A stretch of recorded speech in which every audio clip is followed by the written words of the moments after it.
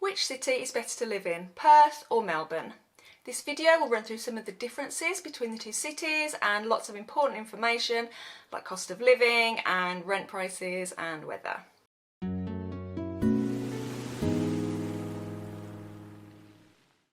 I'm Lisa from Australian travel and migration blog dreamingofdownunder.com.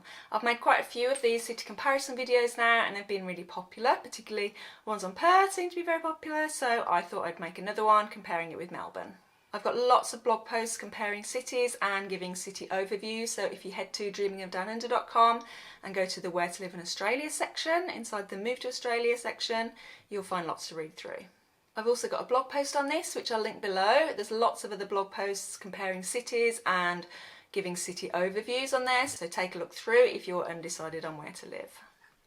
I've also got a free Australian city comparison chart, which I'll link to below, and that compares all the state capitals in Australia, and it's got things like the cost of living, the average rent prices, the climate, rainfall, all that kind of stuff. Okay, let's get going. The first difference that I'll cover is the location. This is a really big difference, they're very far apart. Perth is at the southern end of the west coast of Australia and Melbourne is at the eastern end of the south coast of Australia. So there's around 3,500 kilometres between them, and if you drove that without stopping it would take around 37 hours. A flight from Melbourne to Perth would take around 4 hours. The second difference is the population. Melbourne is the second biggest city in Australia and it has a population of around 5.2 million people. Perth is a lot smaller, it's got a population of about 2.1 million people and it's the fourth largest city in Australia. Perth is a very long city though, and it stretches for around 150 kilometres up the Western Australia coastline. The third difference is the weather, so you do have quite a different climate in Perth and Melbourne. They are very, very far apart. Perth has a temperate Mediterranean climate and it gets very hot, dry summers and rainier winters. Winters are cool but still mild compared to places like England, whereas Melbourne has a temperate oceanic climate and it gets cooler weather than Perth and quite a bit more rain and cloud. In February, which is summertime in Australia, the average maximum temperature in Melbourne is 25.9 degrees, whereas in Perth it's 31.6 degrees. Perth's summers are also slightly less humid than Melbourne's. Overnight in February, the average minimum temperature is 18.4 in Perth and 14.6 degrees in Melbourne, so quite a bit cooler in Melbourne. Remember, these are just the averages and temperatures can really vary from the average, so I've experienced 40 degrees in both of those cities. In winter, the coldest month is July and the average maximum temperature is 18.5 in Perth and only 13.5 in Melbourne. Overnight, it drops to around 8 degrees in Perth and 6 degrees in Melbourne. The biggest difference in the weather between Perth and Melbourne, I think, has got to be the sunshine. So Perth is the sunniest state capital in Australia and it has around 139 days of sunshine per year. Melbourne is one of the least sunny state capitals with only 49 days of sun a year. Melbourne also gets more rainy days per year than Perth. It has around 100 days of rain per year and Perth only has 81 days on average. Perth still gets slightly more rainfall in terms of volume, so you can expect heavier showers in Perth. In Melbourne, the rain is spread a little bit more evenly through the year than in Perth. Perth has really dry summers with only 1 or 2 days of rain a month, and then in the winter it'll have around 14 or 15 days of rain a month. In comparison, Melbourne gets about 5 rainy days a month in the summer and about 10 in the winter. Difference number 4 is the beaches in Perth and Melbourne. They are both coastal cities and they do both have beaches. However, Perth is really well known for having just gorgeous white, beautiful big beaches with lovely aqua water, and it faces west, so you get these lovely sunsets as well. Melbourne does have beaches. I personally don't think they're as nice as Perth's from the ones that I've seen, but it still does have beaches. So you might have seen Brighton Beach on Instagram. It's got these really brightly painted bathing boxes which are quite famous, and St Kilda Beach is really well known. That's got a really good atmosphere, but I think in terms of beauty, Perth probably wins. Also, obviously, with more sunshine in Perth, you're more inclined to enjoy the beach lifestyle. Difference number 5 is daylight saving. Western Australia doesn't have daylight saving, so the clocks don't go forward in the summertime. So Melbourne has sunset around 8:45 in the peak of summer, whereas Perth has it around 7:30 p.m. I have had people in the comments swearing that it's 8:30 in Perth. I've looked on many official websites and it definitely says 7:30. Difference number 6 is the cost of living. So this is a really important one because prices, particularly for property and rent, do really vary across Australia. I've got some other videos actually on property prices and rent, so I'll link to those below, you can have a look through. I'll start with the cost of buying property because this is a really big difference. So if you're moving to Australia long term and you'll want to buy property in the future, then it is really important to research this. So these figures are from CoreLogic, which is the big property data provider in Australia. They put monthly reports on their website, so this is where I get all my figures from. The latest report that came out on the 1st of July 2023 said that the median house value in Perth was $615,793 in June 2023, and in Melbourne, quite a big difference, $918,971. So that means Melbourne houses are on average 49% more expensive to buy than those in Perth. And for units or flats, the median value in June 2023 was $417,643 in Perth and $601,174 in Melbourne. That makes Melbourne units 44% more expensive to buy on average than units in Perth. So Melbourne is the third most expensive state capital in Australia to buy property in. Sydney is the most expensive, and then Canberra, whereas Perth is one of the cheapest. I know a lot of you will be renting, particularly if you're only coming here temporarily, so I'll run through the rental figures as well. According to a rental snapshot report on rent.com.au, the median weekly rent in Perth for a house in June 2023 was $590 compared to $520 in Melbourne, so actually cheaper in Melbourne. And for a unit or flat, it's $500 a week in both Perth and Melbourne.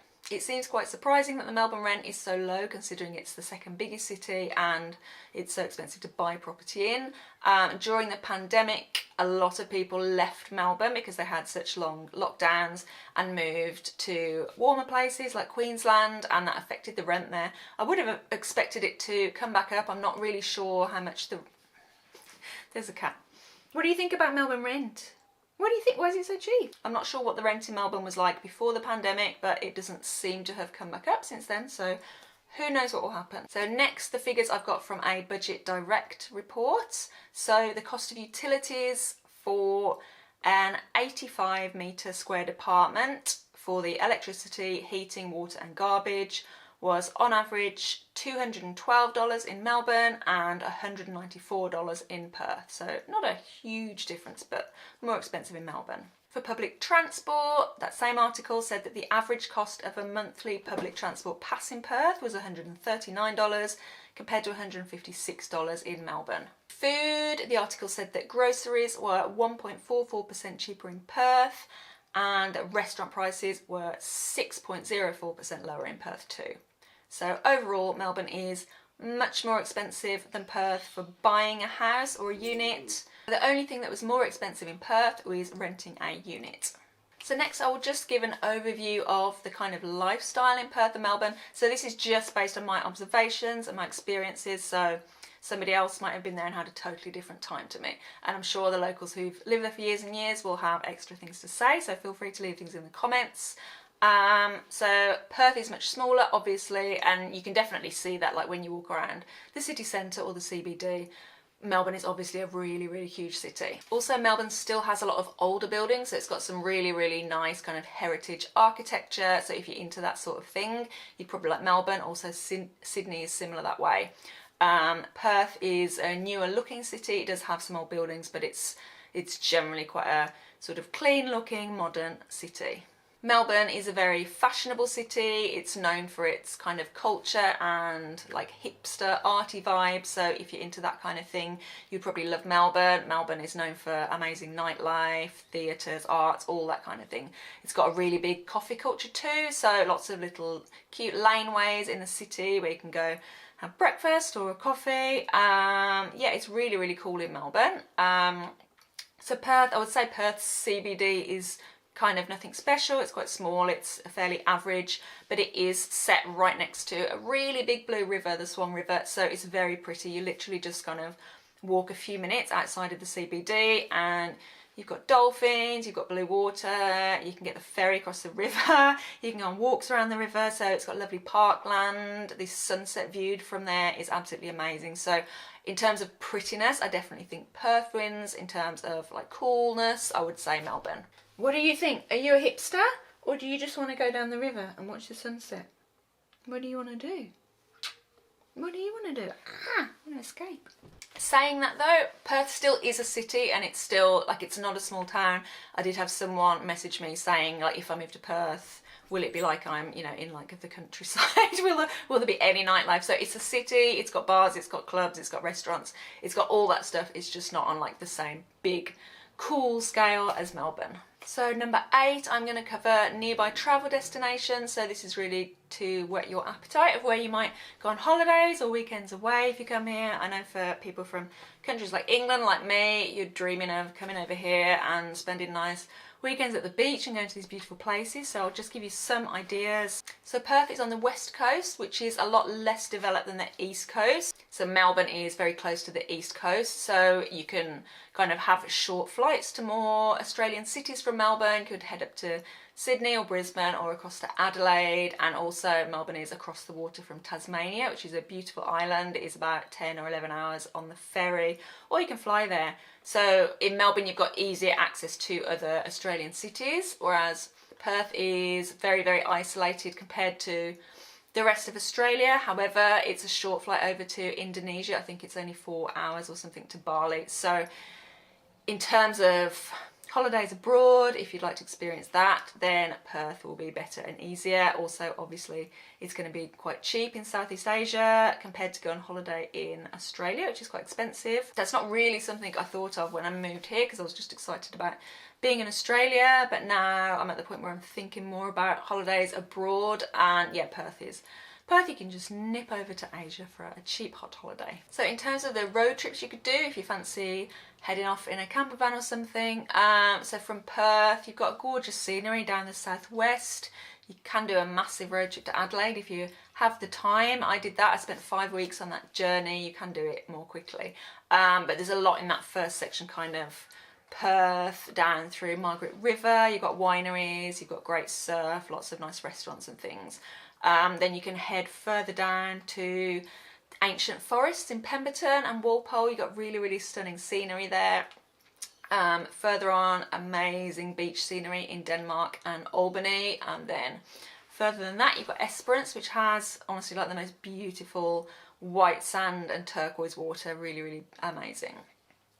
Also from Perth, you can head up north if you want to. I did that road trip, but too long ago to really remember. But that will be a bit less developed, I think, but lots of amazing national parks. And you could also fly up to Broome from Perth if you want some warmer weather in the winter. From Melbourne, you could head on a road trip to Adelaide, and in between there is the Great Ocean Road, which is really, really famous. It's a beautiful coastal road that snakes along the edge of the coastline, and you've got all these lovely rock formations and nice little surf towns, places like Lorne and Torquay. You also got Geelong, which is another city close to Melbourne. You could head from Melbourne to Sydney on a road trip. Lots of lovely, lovely places like Eden, Bateman's Bay, Jarvis Bay up in New South Wales. In terms of island, Perth has got Rottnest Island, which is just a quick ferry ride away. It's absolutely beautiful, stunning white sand, stunning turquoise water, there's no cars there, you just ride a bike, very, very fun. And you can go to Tasmania easily from Melbourne, absolutely beautiful. It's much less developed than a lot of the Australian coastline, just amazing forests, lovely beaches. It's quite cool weather compared to a lot of the rest of Australia, but definitely worth visiting. So that's it for my differences. Which one do you think you would choose? People seem to be very pro-Perth on my videos, but that's okay. I really liked Perth. I lived in Perth for a while when I first moved to Australia, and then I travelled all of the south coast and up the east coast, and I now live in Sydney because that was where I've always wanted to live. But Perth was fun. Perth is really, really beautiful. It's a pretty city, lots of things to do, lots of scenery. I really like living there. So I think now I would choose Perth because I prefer quite a lifestyle, but when I was younger I would have chosen Melbourne. I think in my 20s I would probably go to Melbourne and really enjoy all the nightlife and all the cool cafes and that kind of thing. So summary, Perth, affordable property, great sunny weather, amazing beaches, relaxed lifestyle. Melbourne, expensive property, not so expensive to rent though. Really cool, fashionable, edgy, great coffee culture, and yeah. Which one do you think? Let me know in the comments if you're thinking of moving to either of these cities, or if you've got any more questions. Sometimes locals chip in and might be able to answer them for you. Don't forget you can get your free Australian city comparison chart that's linked below. And please like and subscribe for more videos on life and travel in Australia. Thanks for watching. Difference never, and that is a lot. Do you mind?